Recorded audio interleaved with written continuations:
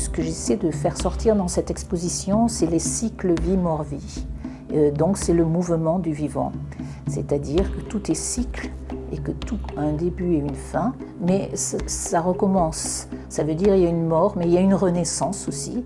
Donc c'est ces cycles permanents, c'est la nature, c'est l'univers, et c'est nous aussi. Pour moi, c'est le vivant, c'est ce qui reste vivant. Donc la boucle est bouclée, je suis en train de redonner souffle et vie à des choses qui paraissent abandonnées ou oubliées. Et puis, en même temps, j'apprends des choses, je me laisse enseigner par la matière. Et ça, c'est ça la magie.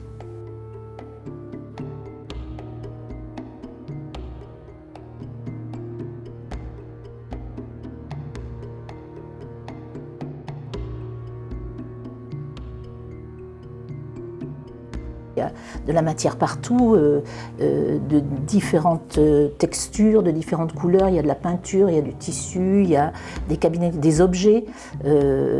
Et en fait, ce qui m'intéresse et ce que je perçois, c'est pas les objets eux-mêmes ou pas les peintures elles-mêmes, mais ce qui se passe entre les différentes productions. Donc, c'est à la lisière, dans l'intime, il est pas dans une pièce, il est entre 2 ou 3 ou 4 ou 5 pièces. Voilà où se passe l'histoire, voilà où est le vivant. Et puis il y a le symbolique. Ce symbolique, il apparaît à un moment donné, et quelquefois c'est quand c'est terminé. C'est terminé, et puis je fais la lecture et je fais d'autres lectures.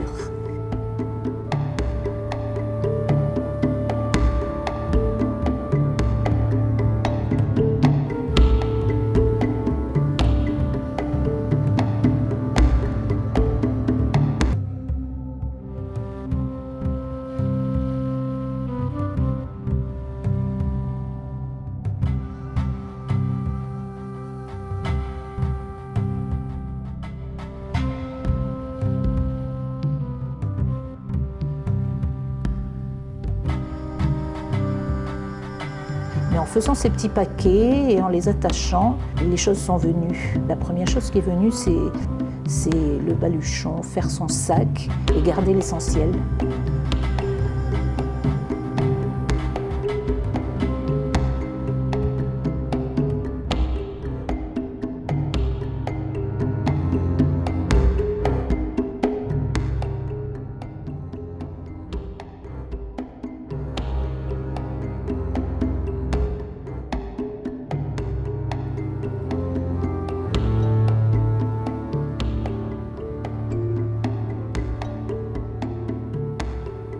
Entre le corps et le tissu, il y a l'histoire, il y a ce qui se passe, il y a l'étincelle, quoi, la vie. Je pense que au-delà de moi, ça s'imprime. Et puis quand ça ressort dans la peinture, c'est la même chose en fait. C'est le même jeu des couleurs, des formes, des imbrications, et c'est joyeux.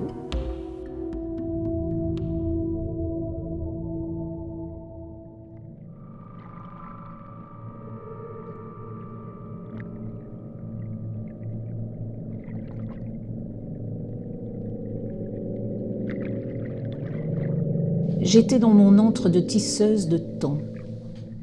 Je m'appliquais à coudre ensemble ces petits morceaux d'infini, les rassembler, redessiner la vie, laisser des espaces, du silence.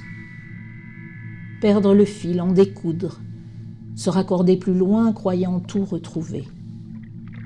Ainsi s'écoulaient les jours et les nuits. De pièce en pièce cousue, je me devais d'en manifester la trame, une alcôve précieuse, une étoffe où reposait son corps, sa traversée courageuse, incertaine, pétrie de joie, de douleur, de jouissance. Joindre encore et encore ces petits bouts effilochés, les enluminer, les enrubanner, les aimer jusqu'au mystère, jusqu'à rejoindre le mythe fécond.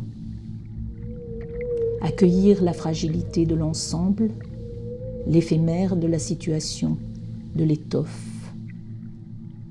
La déchirure des vieux tissus usés et limés offrait sous mes doigts des plaies béantes, des sutures de chair, des rides comme failles telluriques, douceur de peau neuve, bourrelée de cicatrices rosées, courbes amoureuses, transparence nuageuse qui échappait à mon rêve. La vie se retissait à l'infini. Je soignais. Les oripeaux tombaient vers une vérité nue. Un fil d'or enroulé autour de mes pensées, je fermais les yeux, laissant les mémoires à nouveau ourdir la toile pour que demain soit une nouvelle trame.